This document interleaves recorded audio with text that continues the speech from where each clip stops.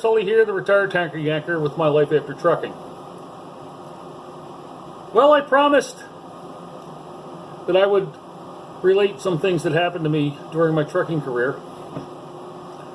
And I was reminded of an incident that happened. Now, back in the day, I worked for a U.S. mail contractor, and I was on a run where I hauled mail from Philadelphia bound for Cincinnati. I would swap with a driver in Somerset, PA. And so I would take the turnpike the entire way. And as anybody who's been on the Pennsylvania Turnpike knows, they have tunnels. Now, I was approaching the Blue Mountain Tunnel one time, and there was a car stopped in the right lane, and the people were getting out of the car. Now, I was able to see them in time that I was able to slow down, and I came to a stop. And these people are out of the car. I don't want to pick on anybody particularly or sound politically incorrect, but these people were Asian. Take that for what you will. It's what it was. It's what it is. It's what it was. And they're looking in the tunnel. And I started blowing the horn, and one of them walks over to me. And they obviously didn't speak very much English. And the driver, I assume it was the driver, came up to me and rolled down the window and says, "What's the problem?" And he points to the tunnel and said, "What this? What this?" I said, "It's a tunnel." "What?" "It's a tunnel.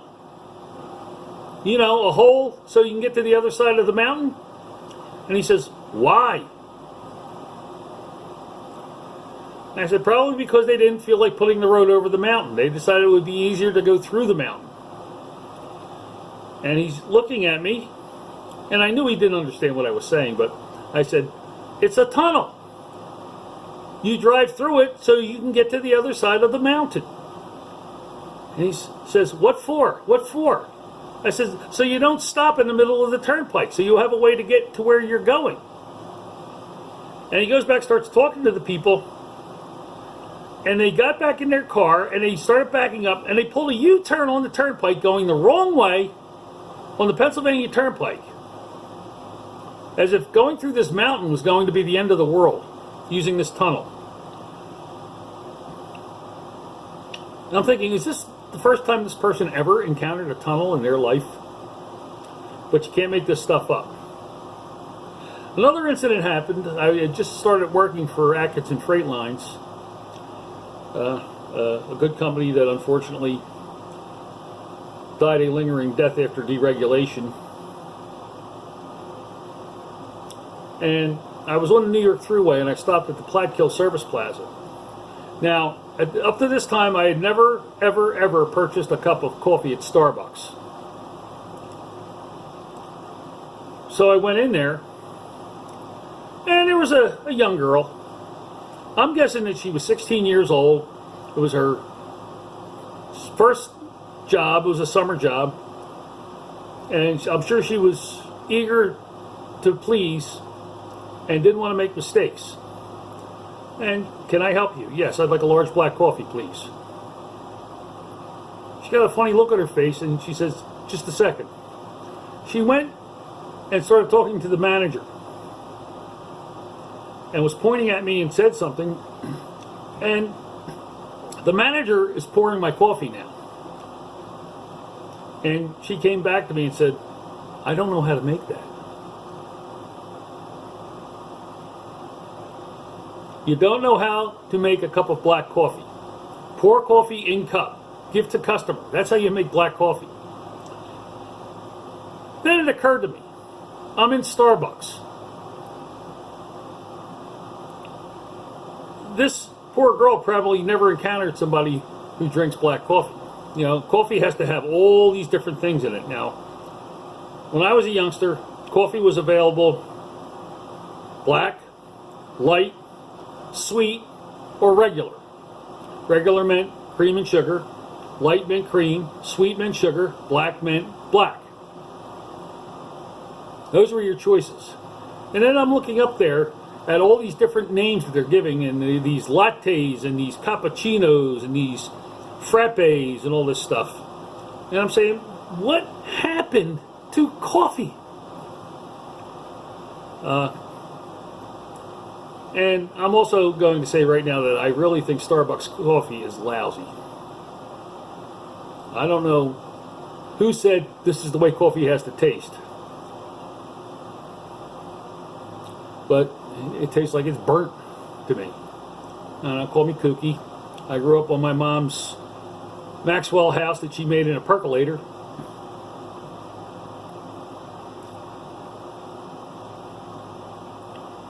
Well, anyway, I don't know if these stories are of interest to you, but just a couple of things that happened to me in my trucking career. Some of the oddities that happened.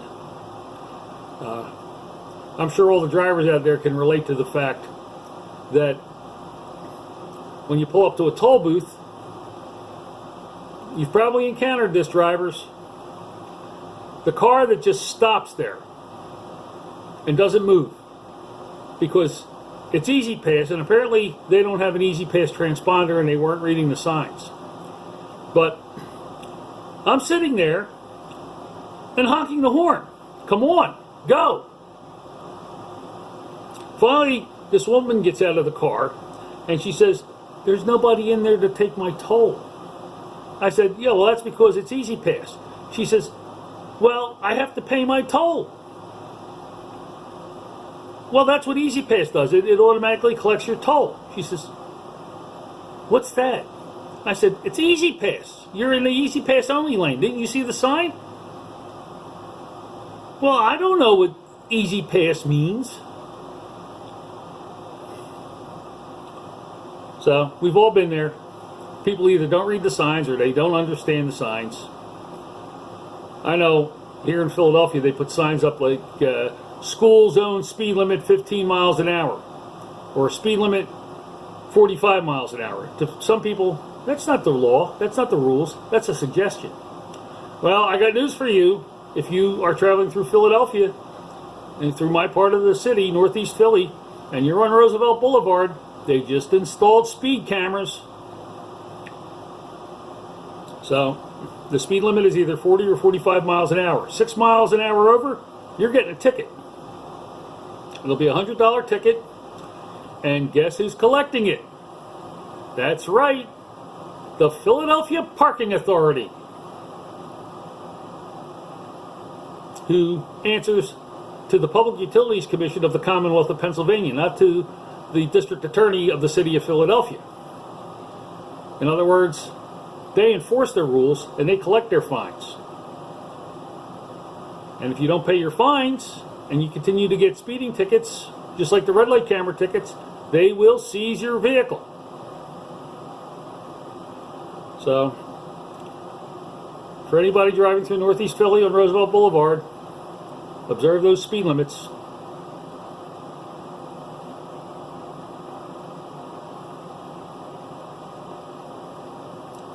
Nothing else new. I'm up to 15 subscribers. Still short of my 1,000. I really hope, especially if you're watching this on Patreon, that you subscribe to my videos, that you like and share my videos. I'm going to put this out on Facebook and on Instagram. And, you know, even if you're not interested, maybe somebody out there is. So share it with your friends. And get them maybe seeing what's going on with me, or maybe people like me who are retired. Well, it's 10:15. I got to get changed and head into my side hustle. I'm starting a little later than usual today. I want to start at noon and get out of there at 4 because I'm going to the Philadelphia Phillies versus the Miami Marlins tonight. My sister, once again, provided me with a ticket. And it's Chase Utley retirement night.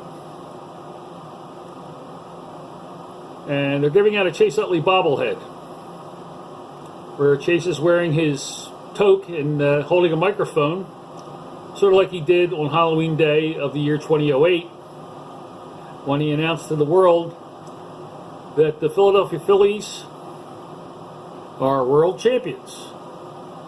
World fucking champions! I was working for Atkinson at the time. I guess I was up around Boston. Boy, that was sweet, knowing that Boston had lost out to Tampa Bay, and Tampa Bay had lost to the Phillies. So I kind of enjoyed that. I wrote in the dirt on the back of my truck, I drew a Phillies logo and wrote World Champions. Eat that, Boston.